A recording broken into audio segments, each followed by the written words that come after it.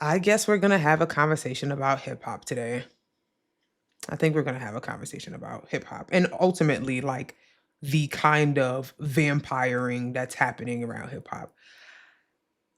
The release of the Game's album this weekend and all of this conversation about him talking about Kendrick and how that has become the center of the album release and his responses to everything is really putting in perspective that I don't know. I just don't know anymore. I just don't know anymore. I'm so over the commentary around hip hop. And so have a seat. Let's get into it because I don't want to have this conversation as though I know everything because I want to be fair about that. I know for a fact that I have my favorite people that I enjoy in hip hop. I recognize talent in hip hop. So even if you're not necessarily my favorite, it doesn't mean that I don't recognize that you are talented, right? I've always acknowledged that J. Cole is my favorite of the quote unquote big three, right? And that never meant that I said that Kendrick Lamar was actually trash. Like there was never a point that Kendrick Lamar was whack. Drake was never my favorite, but I always understood everyone's draw to him because that's just what it was. He figured out the game. Cool. I'm also going to highlight, I hope that y'all peep that I called Drake Brian Griffin from when he dropped Iceman months ago, and that nigga was out here barking like a dog. I hope that y'all peep that. Shit. I'm a shameless plug, right? Like but more important than anything else, it's just that hip-hop discussions have gotten so fucking corny that it actually turns you off from wanting to engage with the art completely. And I really seriously think that this is why hip-hop does not have the life that it once upon a time had and where it was going. Bro, between the Rock Nation hate, the strange case of politics of the West Coast that I gotta be honest that I don't understand as an East Coast girl. Like it doesn't make sense to me. All of this stuff that's happening with like the Game, Kendrick, and then the Game mentioned Nipsey's brother. Like I am really, really confused. Like the immaturity and the cosplaying of Young Money and what's going on with them. I'm just like, I'm turned off. I'm so turned off. And then everything that would be fun about this, which is just listening to people's individual expression, has turned into the prioritization of relationships and specific people and the upholding and the hoisting of certain people's lives and narratives have become like the forefront. This whole thing genuinely does not make sense, right? And what really took me over, because I was over the whole Kendrick and Drake, I've been over this shit. Let me say that. I've been over the fact that we are still talking about the battle. When Maul came out and talked about J. Cole performing on stage. It should be performative because it's a performance. I'm not saying there's nothing wrong. Why do you feel like it's performative? Where would be the need for the performance to come from? What is the because what does he have to gain from the performance? Because these are the things that go viral. These are the things when people are recording, they're posting. Cole was crying at his show. He did Love Yours and was crying. That's what, as an artist, as a performer, you're cognizant of these things. What does he have to gain from that? You gain the hearts of the people back because you know he sees the things online that a lot of his own fans were saying. God. Like they kind of was off him from that, what he did during that battle. They were. A lot of his hardcore fans was like, yo, I ain't like that, bro. Like that was whack. You shouldn't have backed out like that. You an MC, stand on your pen. And you think that he lost the hearts of his hardcore fans because of that? Some of them, yeah, absolutely. That's not even the conversation we need to be having. You're telling me that J. Cole feels so desperate off after this sold out tour already that he needed to learn how to teach himself how to cry in the corner when he's performing? Like he's like, yo, I'll go viral. Let me teach myself how to cry. Yes, artists do that, bro. Oh, God. Yes, artists do. You think J. Cole taught him, yo, Love Yours in Cleveland? I'm going to teach myself how to cry. He's been teary-eyed. He's been teary-eyed every night when he performing that record. Okay, it's a very emotional record. I understand. I'm not saying it's not. Find me someone saying it's not an emotional record. I understand that. I'm saying it feels performative, but that's fine because he's on stage. It should be part of the show. Why not? I'm not mad at it. I'm just saying he's good. That's good. To do that on cue when the record starts and perform, that's good. Sir, are you dead ass? Love yours.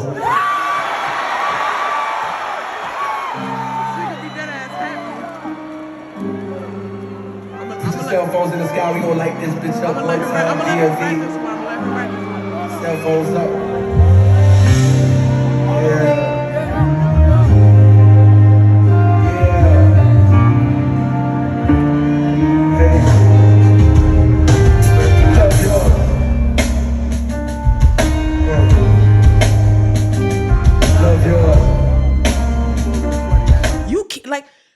I'm like, we're still talking, we're still squeezing the life out of this conversation of the battle over 2 years fucking later. Drake done put out like a little promo joint like about the FOMO shit. I want to say, yeah, like the fear of missing out 2026. I'm like, I hope that's a tour. Cause I'm like, with all of the fucking dick eating that your team is doing, sir, you need to go outside. Cause I hope that gets them to shut the fuck up. But then I'm like, it can't. It can't. Because all this time later, he dropped 3 albums. He did all the numbers and shit. And they are still outside trying to convince us that the other 2 guys ain't worth nothing. And I don't understand it. I'm like, yo, why you don't just like your mans and like your mans? Just leave this shit alone. The whole fucking thing. Then this shit, 50 Cent was talking. And he was at Apple Music. I think it was for the verses for Donnell Jones and Joe. This point, only giving us music as themes and intros. Yeah, I'm not trying to be in the way. See, look, hip hop culture is connected to youth culture. You are not supposed to be the hottest in nothing at 60. Fuck that, man. You can still do your shit. Like, you can still sing, and that's love music. It don't never. But you've never felt like you still have one more album in you. No, I still got love for music. I'm never gonna lose that. Like, I'm always want to do something. 50 Cent like, old niggas need to get out the way. And I'm like, okay, so here goes another indirect shot at Jay-Z again. So now old heads in hip hop can't make music. And this is so like this constant conversation around who shouldn't be doing what, who shit is trash, who is awful. I said, every time hip hop is moving in a direction, niggas literally stand in front of it and say, I'm telling you that shit is trash. I'm telling you that shit is trash. I'm telling you that shit is whack. Like every time somebody gets any ounce of like virality, celebration, hype around their person, the amount of people that go out of their way just to try to shit on somebody else that they have a personal vendetta with, this shit is so fucking corny to me. This whole run, I'm exhausted, bro. And it's turned into a thing where it's like, I don't want to listen to nobody shit. Like I know it was bad because in 2023, when I tell you like all the girls was outside, all the female rappers, it was outside, they was doing their thing, they dropping albums. And I'm like, oh, I want to hear this. I want to hear this. In fact, I'm like, you know what? Let me go back and listen to Doja Cat shit so I could hear what she got to say on Scarlet. Let me check this out. Because there was a genuine intrigue in the fact that we all out here just trying to get to the bag and expressing our art form. And I thought that shit was great. I thought that Lotto's album, Sugar Honey Iced Tea, was genuinely a great album. Like when I tell you, that was one of those joints where I was like, I'm proud of her. I'm like, wait a minute, she might have a little bit of a draw. She might have this, and it was just all this excitement around who she is and what she has potential to continue to go and grow through.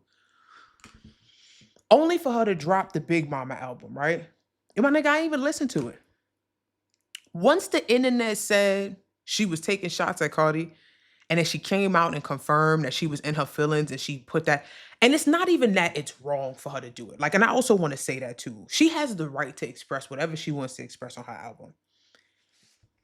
But it turned me off. I'm like, I don't want to hear nothing about nobody beefing with nobody that seems like it's not worth drawing up. Like, it wasn't worth it, bro.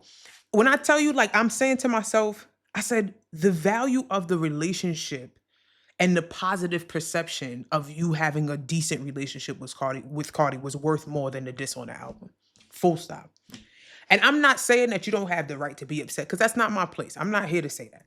But I'm like, yeah, I bought the last album. Like, before this Big Mama joint, I bought the other joint.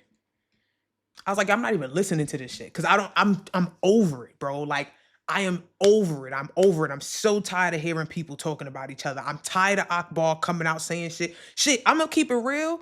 Even fucking this whole shit with Cardi and Bia. And let me say fairly, right? When Cardi said that one of Bia's friends was smashing her ex-husband, I said, what the fuck? What is going on, bro? Did y'all hear about that shit? And I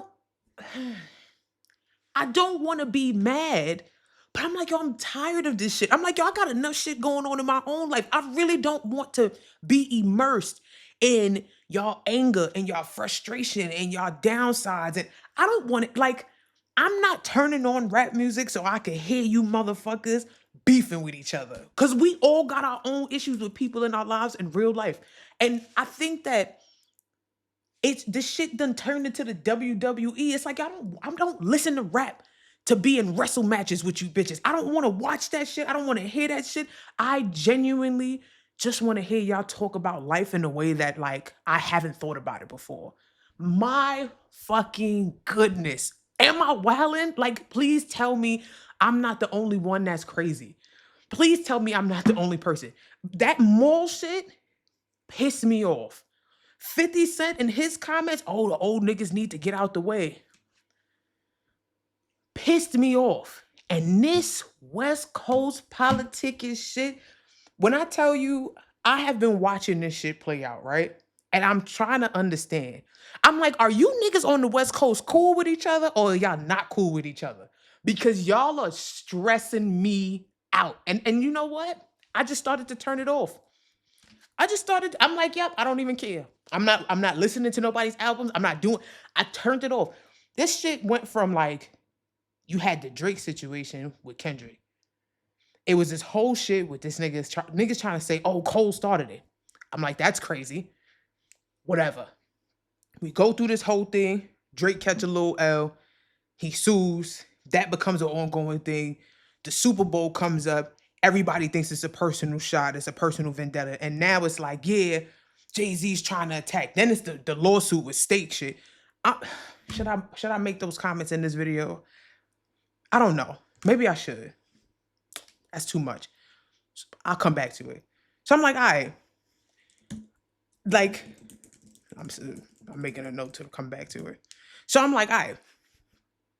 You get past that, and everything is like, oh no, they're trying to attack us. Oh no, they're trying to destroy us. Oh no, and Charlemagne the God is in on it, and the Breakfast Club, and Lauren LaRosa. And then you have this emergence of this hip hop civil war with the journalists, and then you have the back and forth, and it's like, you gotta choose. If you don't choose us, if I gotta choose a side, it's gonna be homicide. Nigga, what? You gonna choose the homo side? Because how about I break it down and I say that? Is that what you're saying? Is that what you're saying? What are we doing?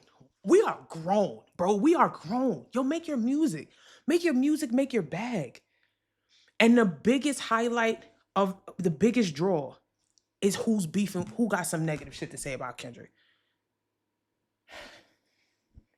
Everybody dropped albums. Kendrick dropped his album in 2024. Time go by. There's a bunch of album releases that happen in between that more or less get overshadowed or brushed past just on some like, we're waiting for the big three. Cole come outside. Niggas went out of their way to trash son. All right, cool. Niggas let him have it. Nigga goes on tour, pushing out all his shit, fucking goes to New York City, five arena shows. Nobody covers it. Nobody talks about it. Because the idea that people had to be right about Cole all along is more important than having genuine conversation about what is happening inside of the hip hop space and the nuance that happens in hip hop space. Like, I don't agree with this, but I gotta be honest that a nigga could do this. And the fact that people can't have that conversation, I feel like this is the thing that's sucking the life out of it. Because every single thing is drawn up as a bad thing. Niggas go to the show, niggas come out, they have a conversation about it. Niggas call him performative because he cries for Love Yours. And niggas really thought that was a great take. Like that, you go viral for stupid shit. Imagine the nigga that apologized to his friend on stage. Imagine a nigga that says, yo, my bad, bro. I ain't mean to hurt your feelings. Might cry. Imagine. Imagine. But that's a hot take. That's I'm gonna put this out there when talking about hip hop. Doechii showed up on the scene. Niggas called her a plant. And I'm watching, I stumbled across a video yesterday where motherfuckers was like, yeah, she was on a song and the song flopped or some shit like that. And they talked about how TDE went too hard pushing the Doechii agenda or some shit like that. Like it's in that realm. And I was like, so Doechii's not bothering nobody. And there is an underbelly, a narrative to shit on her before she drops her next album. Cool. Then this whole thing with fucking Drake, he drops the Iceman thing and he like, the pen ain't dry. I appreciate all the love. I appreciate the last few months. It's been incredible for me, you know. I dropped 3 on that head top. These guys are dropping albums. It's like hello and goodbye. You know what I'm saying? And careful with that reply because the pen isn't dry. I'm just letting you know. That's what I'm on. By the way, let me pop it. Yes, double chrome. Let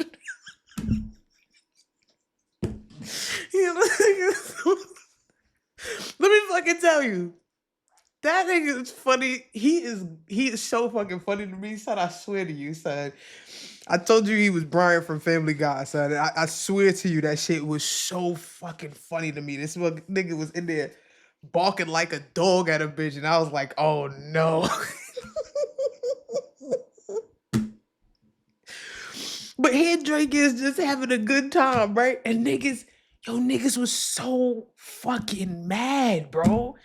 Now, was it corny of Drake? Sure. But I'm saying, even from my perspective, after I listened to Iceman, I said, yeah, this is consistent. This is consistent. I literally did a whole joint talking about this nigga Drake is Brian from Family Guy. I was not surprised when he was out there barking at bitches. Because instead of looking at him and trying to like fulfill his image with this mystique that's just not true, yo, size him up for who he is. That's who he is. He is a play too much kind of nigga. That is old fucking K. Yo, let him rock. You don't fuck with it, move past it. People made their little comments and shit. That shit was funny as hell. I'm like, all right, cool. I seen niggas raging behind that shit. I'm like, nothing's fun anymore. The whole hip hop shit is really fucking, it's awful right now, bro. It is awful right now. So I be in the crib, I ain't gonna lie to you. Like, I listen to J. Cole. I'm gonna hit me some Meg. I'm gonna hit me some Cardi. I'm gonna definitely hit some Jay. I'm like, yeah, I'm gonna just pick my few people out the pot and I'm gonna keep it moving. Cause it doesn't make sense. The West Coast politics shit, I really don't get it. I watch niggas go back and forth, right? Like, there was this whole Lupe Fiasco discourse. Niggas was calling him a hater. They was doing all of this shit, right? He says, I'm a better lyricist than Kendrick Lamar. It's a matter of opinion. When Cole said that there's niggas that be outside that go on 1,000, niggas gave him hell. So niggas get mad about humility. Niggas get mad about assertion. What are we doing? What are we doing? Can niggas not say anything? Like, they can't say nothing? And if it's a proud moment, if it's a fun moment, somebody come with their anti-contrarian ass rhetoric, just fucking beefing for nothing. And let me, before I wrap this up, I cannot stand this nigga Livingston. He is easily the corniest nigga I've ever met in my life. And we let a fragile 13-year-old mindset ass nigga come into the hip hop space and be the most popular guy. I watched him go the fuck off with this whole hip hop media civil war conversation, right? Like, oh, I don't respect Lauren Rob, and Mark. Some of the most respectable people in the space. This motherfucker really is mad that people won't lend their credibility and their impartiality to a favorable discussion so that he can continue to control the narrative. Because too many of us have gotten familiar with the realization that there is a clip art media and that putting a lot of information, creating virality, people take it as fact based on recurring presence and ongoing visibility. Heard you. And you want people like Lauren, Mark, and Rob to stand up and make commentary about you that's positive so that you can now come up and talk about what they could eat. Son, suck. Yeah, all that. You're out of your fucking mind, bro. I cannot stand that mother, because he is a lame nigga is an understatement. This motherfucker, he's so fucking upset and still has not shaken off the resentment for all of the high school years that was bad for him. You still mad that you was a loser in high school, that you act like a high schooler that's popular on the internet. And the thing is like, yeah, like I got all these years and these niggas is still behind me and that's why Complex ranked me #1. Bro, you in the basement of your mom's crib or whoever's crib. It don't even matter whose crib you in. You lock yourself in your own personal dungeon. And the 2 times that I know that the nigga was outside, you got popped on by 20-something-year-olds. Niggas that's barely old enough to drink is punching you in your shit as soon as you get outside because you are still the same guy you was back then. Socially inept. Completely traumatized by your own lameness. And I'm trying to understand, why can't we just have a good fucking time? Yo, bro. Hip hop is such, I don't know. I think it's because like I told y'all, I left New York and I moved to Maryland, right? And the part of Maryland I live in, it's like, it's mad trees. I tell you outside, it's like fucking skunks and bunnies and all types of shit. And so it's different. So when I ride through here, it took me an adjustment to be like, I'm putting on my rap music because I don't give a fuck how nobody feel about who I am and what I come from. But there was a transition where I had to I was like, oh shit. Like, cause you get out of New York, I was in the city. You go outside and any day of the week, people blasting rap music. It's regular. It's regular. I told you the first time I heard Cardi shit, I used to hear it at the stoplights in Canarsie, my nigga. And we went from celebrating hip hop in that way to every time somebody talking about this shit, they talking about who ain't shit and who got fucked up business and who's better or worse and who's performative. Yo, I'm tired, my nigga. How did we get here? How do we fucking change that, bro? I don't know. I'm not gonna do a lot of hip hop commentary. I just really needed to get this shit off my chest. I just had to say it. And maybe, how long is this video? Should I do the state lawsuit shit? If it's too long, I'm gonna chop it in half.